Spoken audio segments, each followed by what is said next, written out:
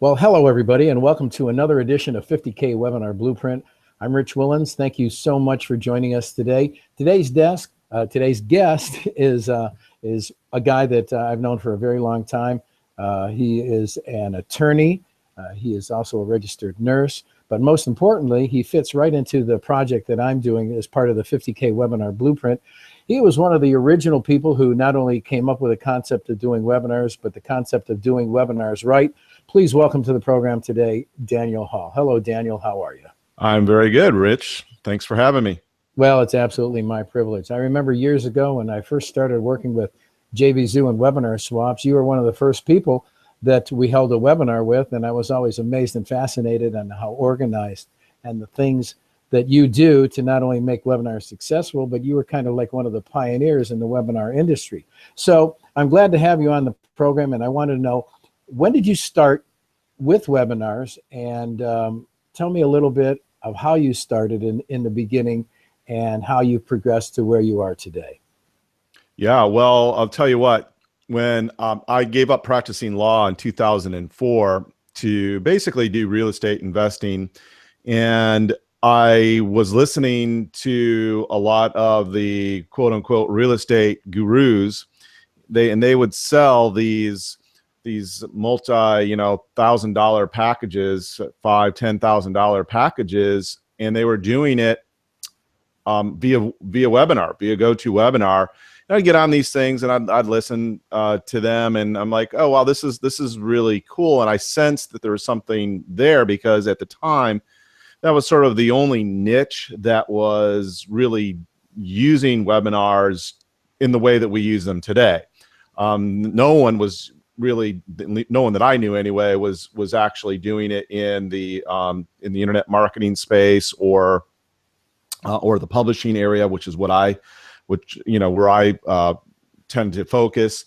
And so I'm thinking to myself, wow, this is a very cool thing. I realized that the very best place to sell is from the platform, in a live event or at a live event, sort of eyeball to eyeball with your audience. But I saw this platform as a very close second to that live interaction, that live event that you would present at, and that being the webinars. So I thought, I need to figure out how to do this. And I was very fortunate, because a very good friend of mine, because I'm not particularly tech savvy. I mean, I'm more of a sales guy than I am a tech guy.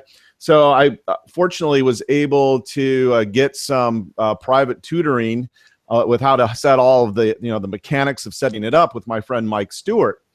And Mike sat me down on his couch there at Lake Lanier, and basically said, okay, this is how you set up a webinar and GoToWebinar. This is how, you do this, you click here, you do this. And basically he walked me through the first webinar that I did. And when I first launched it, and I don't know the exact date that I did my first webinar, but it was, probably 2008, 2009. So it's been a while. And I remember doing the very first one, Rich, the first couple. Matter of fact, for the first 3 months, I'd try these webinars, and I would get to the, they were almost always promotional type, and I'd get to the pitch, do the pitch, and I would essentially hear nothing. It was like crickets chirping, no sales, no nothing. And I'm just really glad that I kept at it, because I did finally figure out how to sell on a webinar, how to make a compelling webinar, but also sell from it. So what in basically the way that I do this is we always give massive value in the content portion of the webinar, and I always want to make my guest feel as though, even if they don't take me up on my offer, that they're getting value from the time that they're investing with me. And that has served me very well over the years. Just sort of that philosophy is let me provide value first, earn the right to make an offer, and then make an offer, make a compelling, damn good offer. So that's sort of it in the nutshell. Well, let's go ahead and let's take this from the beginning. We start with how you promote a webinar. Now, is there a particular email sequence or any kind of way that you do, whether it's buying a Facebook ad, using somebody else's list, or joint venturing, when you go ahead and you want to put meat in the seats, so to speak, fill it up, what kind of email sequence do you do in order to ensure a maximum amount of people, not only that opt into your webinar, but your show up rate as well? All right. Well, I mean, it all begins with the topic that you choose to present. I mean, that's why people are coming. You need to have a sort of message to market match. And in other words, you know, if you're in the self-publishing niche, which is where I am, things like I don't know, SEO webinars don't do so well because it's not a message to market match for my community. So that's the very first thing, is make sure that whatever community you have or whatever community you're building, that the message is right, that there's going to be some interest there. And I don't mean everyone on your list essentially needs to be tuned into it, but a percentage. This is it's art, really. It's art. It's some objective data that you see week to week, and it's feedback as well from the people that you get. So that's the very first thing. You've got to have a great message, a great hook, as it were, for a webinar. The second thing that I do is I do a weekly webinar. So that's pretty important. Either I'm doing it myself to my own list, or I'm bringing in a joint venture partner to present to my list, and I do them generally on Wednesday morning, or Wednesday early afternoon, and then I'll also do an encore of that same webinar the next day. So typically what we will do is, let's say we're doing a Wednesday webinar. I will end the promotion from the previous week on a Sunday night, and then start mailing for that Wednesday webinar Monday. And so 2 days before. 2 days before.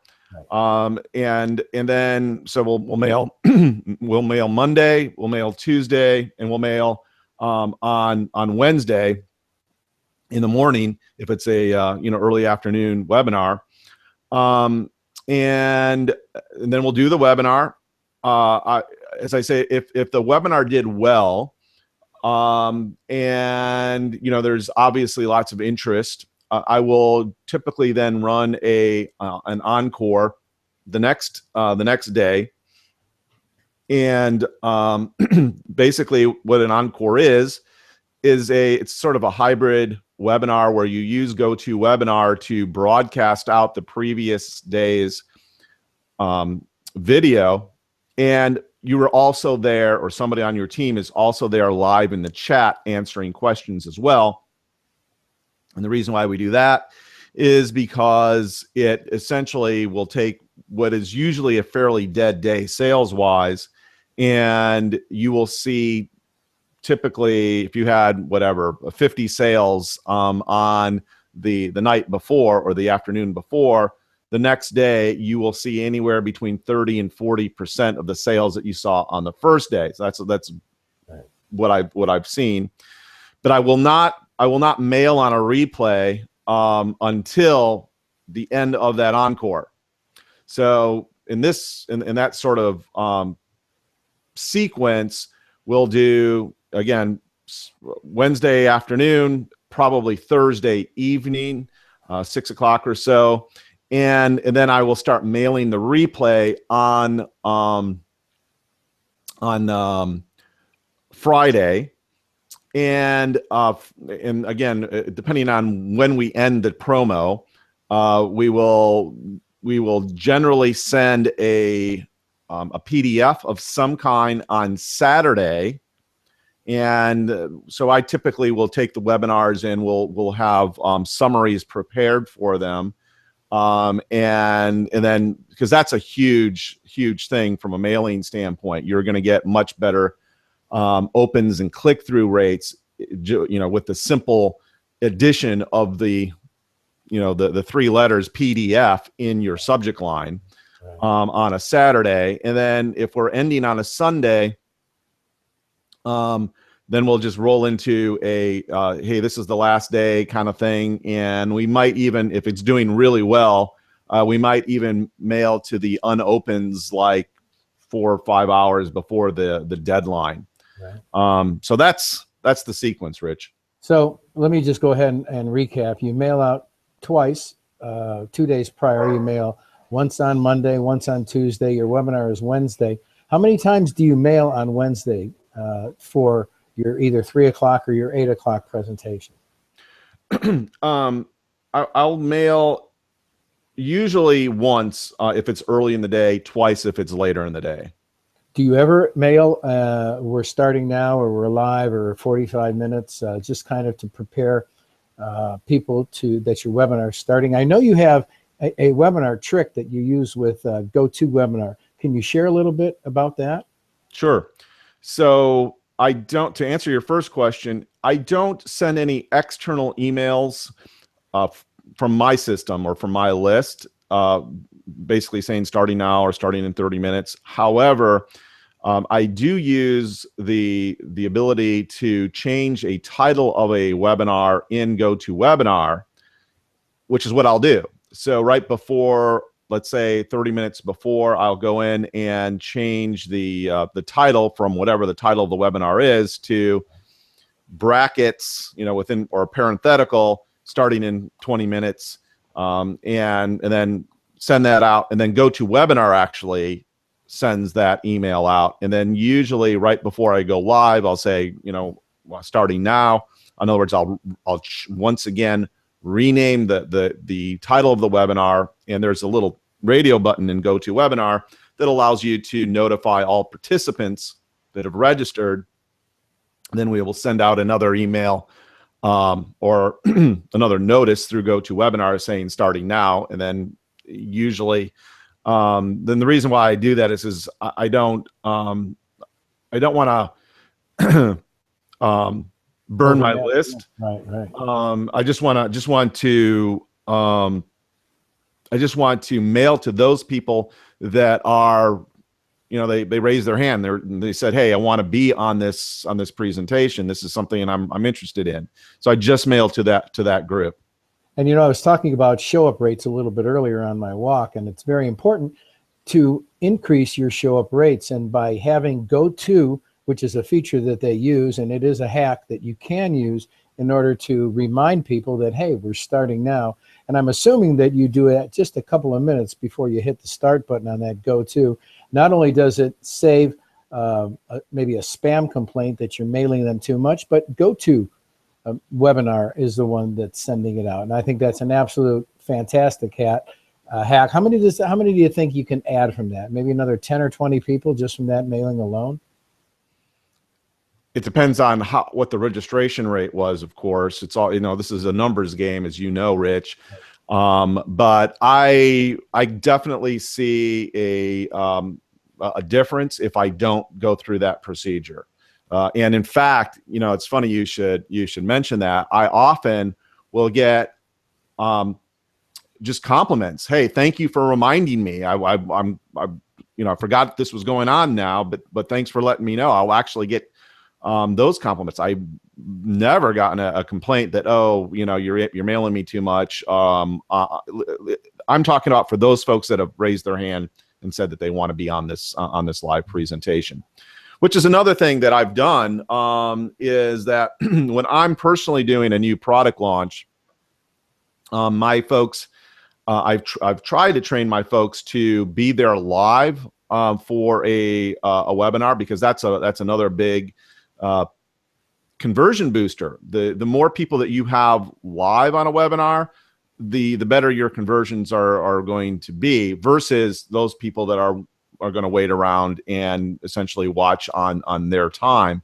Right. So one of the things that I've tried to train my people to do is to show up when I'm personally, when they know it's going to be another Real Fast product that we're launching, to absolutely change their schedule, make sure that they are there live. If they have to get a babysitter, I don't care, what they have to do, just be there live for my live events when I'm launching a new product, because I always give some sort of incentive to those folks that are there live versus those folks that aren't or will listen later on a replay. So they've come to know me over years of me just doing that, so that and I'll even insinuate in my emails, hey, if you can be there live, you definitely don't want to miss what I have for you, that sort of thing, and then follow up on it as well. So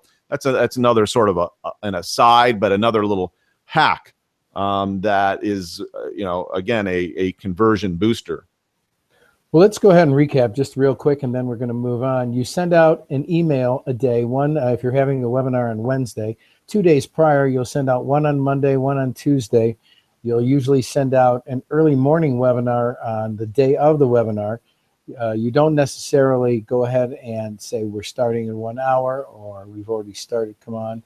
And one of the tricks and the hacks that you use is GoToWebinar gives you the option to change your webinar title and notify all the participants. So it sounds like that it's 4 good tips when it comes to promoting these webinars and putting people in the seats. Let's talk about the introduction. How long do you think an introduction should be, and what is it that you think that you'd like to be introduced as? All right, so the intro is it's relatively important. The intro needs to be, or only needs to be, let me stress that, only needs to be enough to let folks know that you know what the heck you're talking about. Right. And that's it. I mean, they don't want to know about you or your accomplishments or anything like that. They just want to know that you know your stuff well enough for them to stick around. Right. That's it. Now, I notice when you do your intros and a lot of your webinars, you always do a caveat. And it seems like you make a promise in the beginning of the webinar. And I believe you make this promise that if I deliver, this program is sponsored. And at the end of this, I'm asking your permission to go ahead and present whatever it is that you're going to present at the end. Can you elaborate a little bit on how you start that webinar and make that promise? Yeah. So, I think a lot of business and just long-term business success is just, being having the integrity that you're going to sell. So I'm very unapologetic about the fact that I'm about to sell you something, and I'm going to give you really good value. Even if you don't buy, you definitely want to stick around, but I want to let you know before we go very far here that there is going to be an offer. So I always start all of my broadcast with that sort of, hey, this presentation is sponsored by whatever the product is, and we will have a way for you to continue your education with us. So again, you're going to hear an offer, more or less, is what I tell them. But then I also go into the promise part of it, and I'll say something like, but before I do, right, before you hear any more about this, I'm going to deliver on my promise to you. And then I'll say, and you might be wondering what is that promise, right? So here it is. And then I'll just go through and read whatever I'm intending on presenting on that presentation. And then I'll also go to, right after the promise, I'll say, hey, is this why you showed up? Is this why you're here? And because engagement is also very important on a live webinar. So I'll start getting yeses very early on, and because again, this goes back to Robert Cialdini. People want to be consistent with the decisions that they've made in the past. So if you get people starting to say yes early on and frequently all the way through, it's statistically easier for them to say yes to your offer when you ask them for the sale. So that I'm also setting that up during that time as well, and I'm also setting up the sort of quid pro quo. In some of my presentations, I'll even throw in and say something like, "Listen, so now you know my promise. What I'm about to say is going to seem counterintuitive to you. You're gonna hear it, and you're gonna say, wow, are you really saying this? And I just want to assure you I am really saying this, and I really do mean this." And I say at the end of the presentation, as I said earlier, we're going to be having an offer for you, but I don't want you to invest in it. Right. I don't want you to invest in it unless I make good on my my promise to do so. And if I do deliver on my promise, then you should feel obligated to take advantage of our special offer at the end of the presentation, if and only if it's right for you. Does that sound fair? Go to your questions box and say blah blah blah. Say fair. And again, you're getting agreement and commitment early on in the webinar process. And so that's another thing that we do. And again, I don't chain people to their computer. If they don't like what's going on, leave. Right? They can move on. Yeah, exactly. I mean, I don't profess to being right for everyone, and so I don't try to please everyone, which is another thing. I run. This is the way I run my business, and either it meshes with how you like things done, or it doesn't. So this is how I do my business, and most people seem to just appreciate the forthrightness of it, and then we go forward. And you know what? That's it's very good, because you had me shaking your head yes, and it's an old sales technique. If you can just go ahead and continue shaking your head yes, and people start shaking their head yes, you wind up having these people, your attendees, agree with you. And even though you're not doing this on a one-to-one, on a personal level where they can't see you, you are doing it on a one-to-one, regardless of how many people are on the webinar. Because most people don't know there's 500 or 1,000 people on the webinar, or there's 50 or 200. One of the techniques that I use is that I talk to one individual on the program, and whether it's somebody I know who's been there before, who you even necessarily know will not buy. But they answer the smart questions, they ask you the smart questions, and I think this is very important as well. So in recapping, you go ahead and you make sure that your customers start to engage. Now, there's a question box and a chat box in GoToWebinar.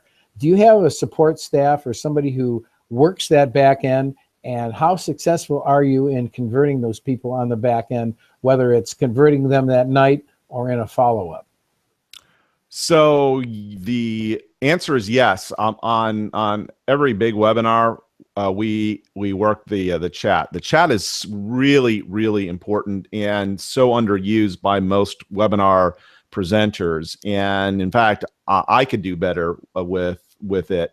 But the fact is that the more engagement that you have in a webinar, the better your bottom line is going to be. The better it's going to be for your sales.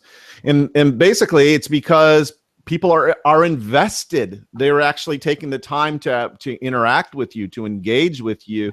And the more of that engagement, more of that interaction, again, that goes back to the whole consistency. They want to be consistent with, oh, I've spent my valuable time, which, by the way, is the only commodity that none of us get back. I mean, we could all make more money, but we can't make more time. When we close it, we take that dirt nap.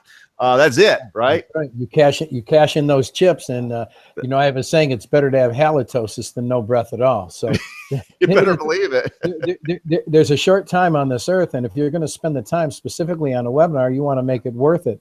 And engagement is very important. You know, sometimes people will type in the number 1. You want to get them to engage, but you also want to make it a little easier as well. One of the techniques that I use is I have them type in a 1 or type in a yes, and get them to get used to doing that, because it's all part of the engagement. Now, on the back end in the question box, you are correct. Most people underutilize the benefits of having the chat box and the question box. One technique I like to use is getting phone numbers. Have you ever tried to get phone numbers on the back end where even if they don't buy, you at least have a phone number where you can give them a call, have some personal engagement, and then try to close them on the product?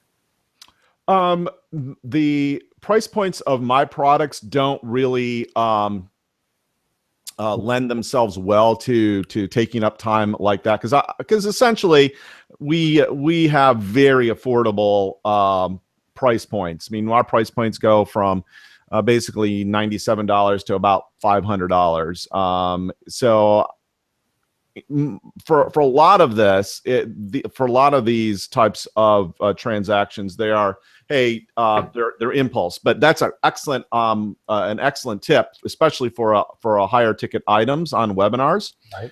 And then the other thing I just wanted to circle back around, and my friend John S. Rhodes does this really, really well, is he'll use the chat box, and he'll be listening to the webinar if somebody's presenting the webinar, and he will take bits and basically write little tweets about what people just heard and the significance of what they just heard, and type that back out in the chat and broadcast it back out in the chat to everyone watching.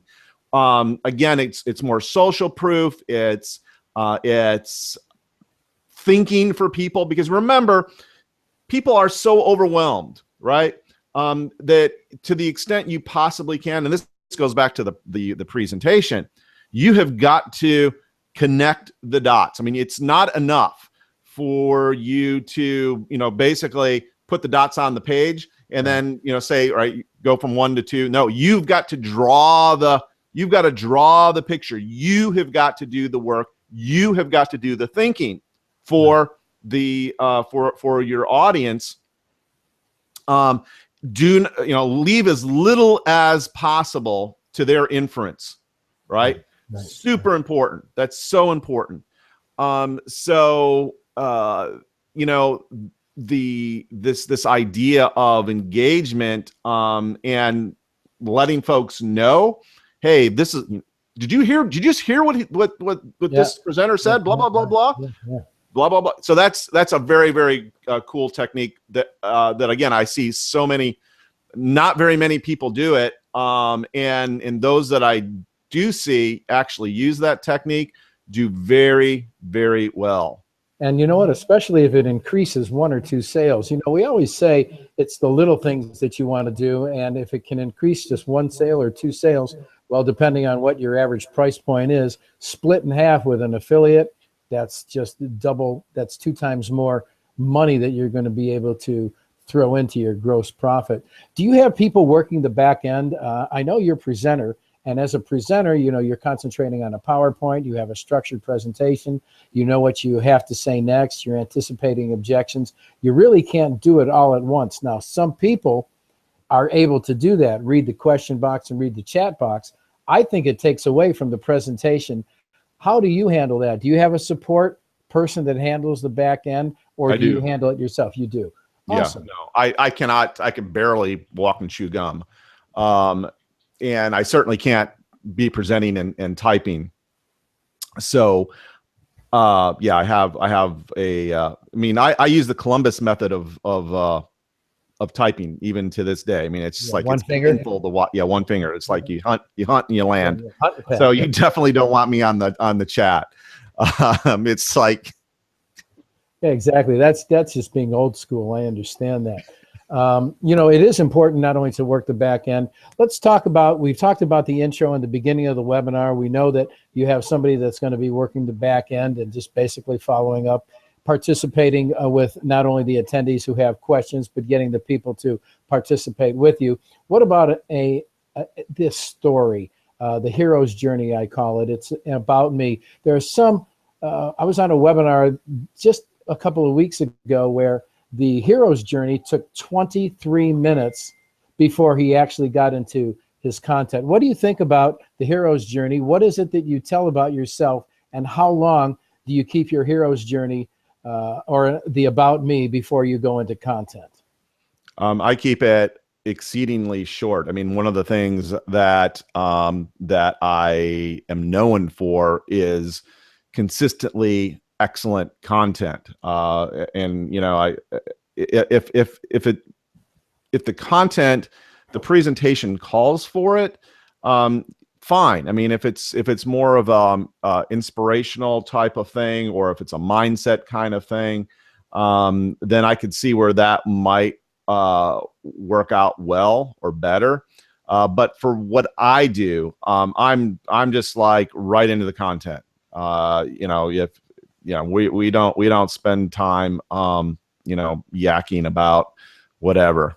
We just like that's not what we do. I'm not saying that it doesn't work. It's just not my approach. Well, I like to keep, if you're going to do an intro or an about me, people don't really, and again, this goes back to old school selling technique. People don't care how much they know. People don't care how much you know until they know how much you care. And I think, anybody can go ahead, like let's say go to a car dealership, take a test drive in a Ferrari, drive to the coast where I live here in Naples, park in front of a mansion and just throw your phone to the salesman and go, hey, why don't you take a picture? And the next thing you know, you're putting that on your sales page or your about page. And, that just doesn't cut it. Everything is credibility. So I like to keep it to around a minute and a half or 2 minutes. But just like you said, if there's a story or an important story that your attendees are engaging, I think that could be part of it, but never longer than 3 or 4 minutes, because people aren't there to hear about you. They're here to hear. Exactly. Well, now here I'll just so that we're very clear about this.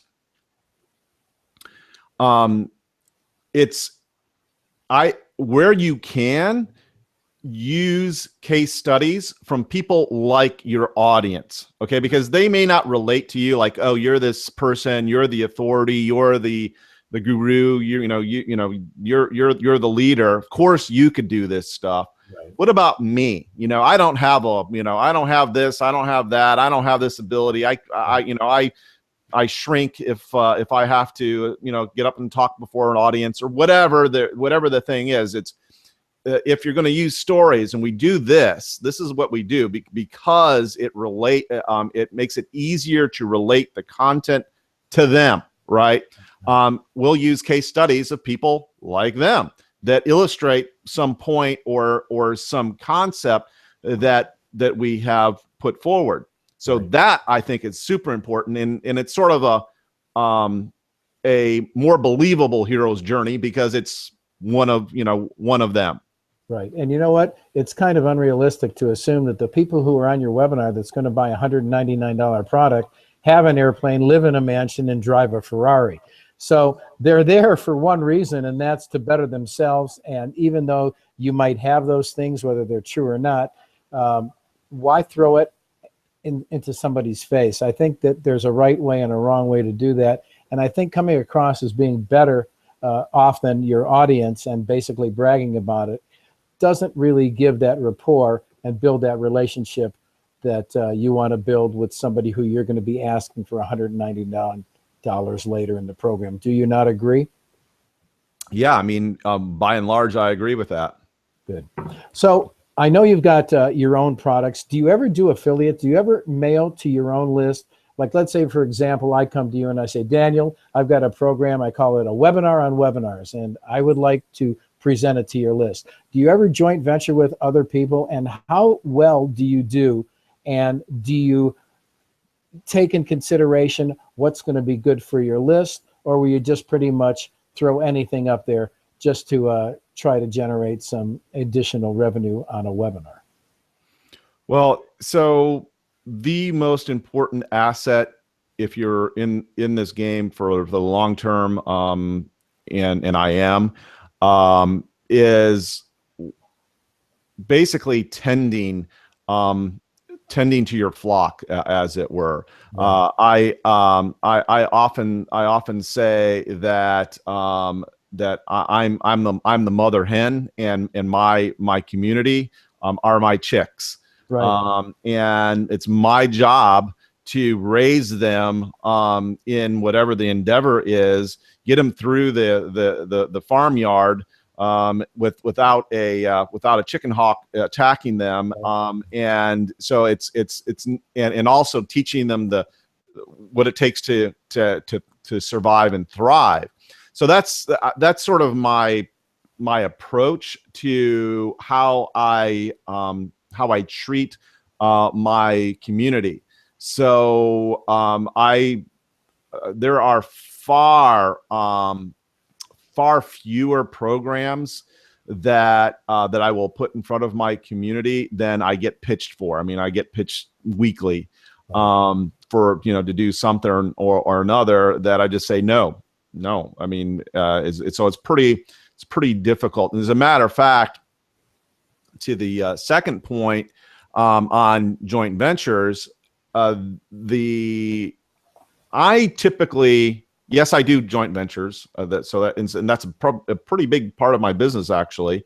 But the thing is that I only choose probably 1 or 2 new joint venture partners a year, because they need to be vetted. I've got to be able to feel good about working with them, and generally, once, and fortunately, I have a pretty big stable of people that I trust, that have a track record, that treat my people the way I want them treated. So once you've sort of have this network established, it's pretty easy to do a new training webinar every week with somebody. So, see, does that answer? I think that answers your questions. Well, it does. And let me share, I don't know if you remember. In fact, I'm sure you remember this. I once approached you. I had a client. His name was Chip Cooper. Chip Cooper is an attorney. He's an adjunct professor at, I think, the University of North Carolina. He's got a boutique law firm out of Atlanta, and he got into the legal field for internet marketing, where he was creating a program that had to do with creating documents like terms of service and privacy policies, et cetera, et cetera. And I remember approaching you, and you, being an attorney in the past, said, you know what, I've got to check this guy out. You did wind up having a great webinar, and I see that you use it in some of your webinar materials now. Is that what you mean by vetting the clients that you have, because you have such a good rapport and respect for your list? Exactly. Yeah, I've got to know that whoever I'm putting in front of people, that they're going to treat them in the same way that I, or substantially similar way that I would. And I'm not going to tell you that I'm perfect. I'm far from perfect. But if somebody burns my folks or does something that I don't like, they're out. I mean, forever out. No second chances. That's it. Well, and plus, your list is very important to you. You build a rapport and a relationship with your list, so much so that when you do recommend something, your list trusts you. And if you're going to recommend somebody and you just bring in the wrong guy, you lose a little bit of that trust, and it costs you, because Exactly. your list is so important. So exactly. I know you have your own products, and you've got 4 different products. I believe we chatted about that a little bit earlier, and I know you've done these products on webinar swaps when we were doing webinar swaps back in the day. Content is very important to you. Do you have a certain structure that you do on a webinar? And I believe you were talking about 45 minutes of just pure content before you go into the Q&A or the sales page. It depends. I have I don't know. It's different for each presentation. Although I will say that if you can get through your close in an hour, which means present, Right. and actually finish your pitch in an hour, and then basically at the hour time frame start taking questions, you're going to that's a good goal. Now I frequently miss the mark on that, and I'm way over, as you well know. But that's sort of the what I'm trying to do. And I realize in some of my presentations, because we bite off more than we could chew, because I do like to give tons of great value. So I'll teach probably a little too long. But in the final analysis, it's also about what value are you adding to the lives of folks in your audience. Right. Because if you're truly adding value to their life, making their lives better, then it's going to benefit you long term. Right. And you know what? That's a very true statement. What you want to do is you want to deliver. The term over deliver is bantered and it's thrown around, and it's pretty easy to say. However, if you believe that you're over delivering, what is actually over delivering? That's doing 110%. There is no 110%. There's basically 100%. You talked about trying to wrap things up in an hour. I know sometimes you've gone on, and I heard one webinar before you even got to the close, you were delivering an hour and a half's worth of content. When you find that people's attention span are usually 51 minutes, sometimes you do go over and you go to that hour and 15 minutes. What do you judge your clients? Do you judge it on participation if you're going to go longer than that hour? I judge it on the content that I'm presenting. I mean, if it's really, really hardcore stuff, I remember some of my most successful webinars went on for hours. I mean, we had back in the heyday of Kindle. So this would have been, I was probably one of the first guys to have a Kindle webinar. We would teach people how to publish their books on Kindle, and then here's another little hack. And we would close, and we would say, listen, we're going to do, for those folks that are buying right now, like right now, we're going to take a 15-minute break, and don't go anywhere, because I'm going to tell you how to get to our bonus webinar that's pure content, and it was something sexy. Usually with that one, we would do how to make your book a Amazon best-selling book, and it would be total time with the Kindle webinar, the close, the Q&A, and then the bonus webinar. I would be on 4.5 hours with people. And do you find that people actually stay through that 4.5 hours? They say that, a person's attention span on a webinar is 51 minutes. How do you justify being on for 2, 3, 4 hours? I justify it by the money in my bank account. Yeah.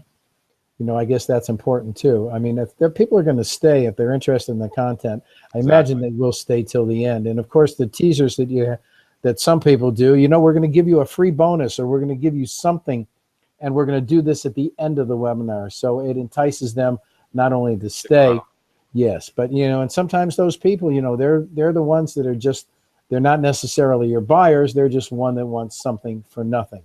So you've given your content. You've gone anywhere from 45 minutes to 2 hours, depending on the read that you get from your attendees. Now it's time for the Q&A. Now, we all know that what the objections are when it comes to our own product. Do you know what the objections are of why people won't buy? And do you actually, when you present these questions, do you present it like you're talking to an attendee, or do you just go ahead and throw out those questions and then answer it to eliminate the objection? Well, that's very Gestalt, right? It's sort of in the moment, on how I'm feeling that it's best going to land, right? So I'll do it either of those ways, depending. Gotcha. You know what I like to suggest to people, and especially people who are hosting, and not hosting, but to have their own webinar and product, that even though you can put 1,000 people on a GoToWebinar, you can only communicate actually with one person, because that one person doesn't know if there's 1,000 people on or not. You don't have the advantage of looking out into the sea of your audience and seeing 1,000 people. So when you're communicating on a webinar, you're communicating on a one-on-one and talking to one person at a time. But it's that one person that you're talking to, all 1,000 people feel that you're talking to them. Now, the questions that come in on the question box, most of the time we already know what those questions are. Yes. So what I suggest is that you prepare those objection questions in advance. And you could say something like, well, Daniel says the price is too high, and let me go ahead and adjust it now and address that now. Or Michael says that, you know, he needs to talk about his wife, talk to his wife before he'll purchase it. And what you want to do is you want to overcome all the objections, because that's where sales comes in. Once you overcome all the objections, you eliminate all the objections and you solve that problem, people are more than likely ready to purchase now. So during the Q&A, how long is your Q&A? And when you wrap up your Q&A, do you go right into your sales presentation, your basic pitch? Oh, I do the pitch before I do the Q&A. That's super important. Gotcha. So, you know, and you put your buy button out there first before you go into the Q&A? Absolutely. Absolutely. And when you do your sale, do you have an actual sales page? Or I noticed you do a PowerPoint. Do you have a PowerPoint, or do you send them to a sales page where they can actually purchase it through either a link, or do you go and give them the link while you're doing your webinar? Yeah, so we give them the link while they're going or on the webinar. So that's the thing, because you know, here's the other thing. You want the sale now, right? You want it ASAP. You don't want to wait. You don't want things to happen necessarily. You know, for them to forget or whatever. You know, they have a dental expense and now they can't buy it. Whatever it is, you want the money in your bank account now, right? So I put the buy link out during that time, and it seems to work pretty well. Now, do you use scarcity when it comes time for people to buy? I know it's very important. Once people leave, it's more likely than not that they aren't going to purchase, and even if they do get a hold of the replay. So there's an old adage, you know, I'm here, you're here, the product's here. What's stopping us from doing business now? So the most important thing is to take advantage of it now. What do you do? Do you use scarcity to ensure that people have to make the decision now rather than wait for a replay or no decision at all? Yeah, I mean, I often will say in one of my closes, hey, listen, I realize that you may be on the fence, and it's my job to knock you off that fence in one direction or the other, right, and give you the information you need to make an informed decision. So if you have questions on this, make sure you get it into the chat box. Let's address it now. Maybe this isn't for you. Maybe you know, maybe it is. You know, we don't know yet. So I'll basically seed the audience in that way. And also I wanted to say that the you know, going back to what you were saying about Chip, and who, by the way, is a great guy. And, you know, I think that if you are giving people value all the way through, right? And it's very apparent that you've given value all the way through. The idea is, hey, if this is what we're getting for free, just imagine how good it's going to be when we actually pay this dude. You know, and here's another thing too. When you deliver your content, and I believe that you should always deliver your best content Do you deliver your best content? Well, that's a subjective opinion, but yes, I do. I will. It's very important that that you sort of trot out your sexiest stuff, and teach it. And that's one of the things that I think is really, really important as well. That if you can effectively set up the pitch such that your audience actually sees themselves using the product, the system, whatever it is, the more sales you're going to make, which again sort of goes back to one of the reasons why, if you can use case studies, you want to use as many of those as possible, because it's social proof. If you could tell the story of people that have used whatever it is you're selling, as you're teaching, and implant that, that's also a very powerful strategy. Right. And you know what? And it's very important too. Referral business is very important. Somebody may not buy from you that day, but they might be on another webinar that you're presenting, and they might buy from you as well. Plus, it's the referral part. Everybody's got a friend and a friend of a friend. So one referral begets another referral, begets another attendee, and out of those attendees, depending on what your closing ratio is, that'll determine if you're going to sell one more product or not. Speaking of closing ratios, Daniel, I know you're a percentage guy and you've probably broken it down. What is, and I know things are different with every webinar, but what is basically a general closing percentage for you? Oh, it varies. It completely varies. I remember, like, some of my highest closing percentages have been in the low 30 percentage points, high 20s consistently. Right. And that's about as good as I've ever done. Which is pretty damn good. Let's face it. I mean, we brought in hundreds of thousands of dollars doing that. But you know, it depends. It depends on the price point. You know, it's not uncommon to see pretty consistent 10, 12, 15% closing rate. And you know, you're a superstar. If you're a baseball player who's considered the superstar, making millions of dollars, basically hits about 340 or 300, which tells me every 10 times that he comes up to bat, he strikes out or he gets an out 7 times. So right. to hit on 3 out of 10, I was talking a little bit earlier this morning about closing percentages and ratios. You know, if your closing percentage is 10 to, let's say, 15%, let's just take 10%. If you have 100 people on and your closing ratio is 10%, that means you're going to sell 10 pieces. So if your product is a $495 product, let's round it off to 500, you're basically making $250 times 10, which is $2,500. And that's based upon 100 attendees. Does it upset you or does it bother you if somebody only brings in 70 attendees to 100 attendees? No, absolutely not. You know, those folks that are there are meant to be there.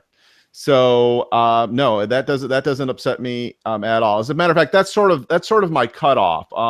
If I could joint venture with somebody that can put on at least 100 attendees, chances are we're going to make some good money. Right.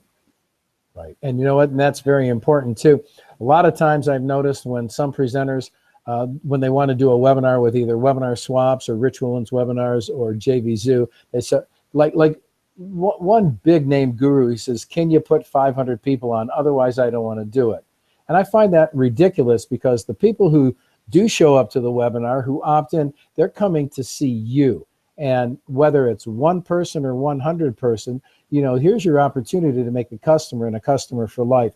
And what's more important, to have a customer for life that bought from you once before, because if they do buy from you, more likely than not, they will buy from you again. Do you agree with that?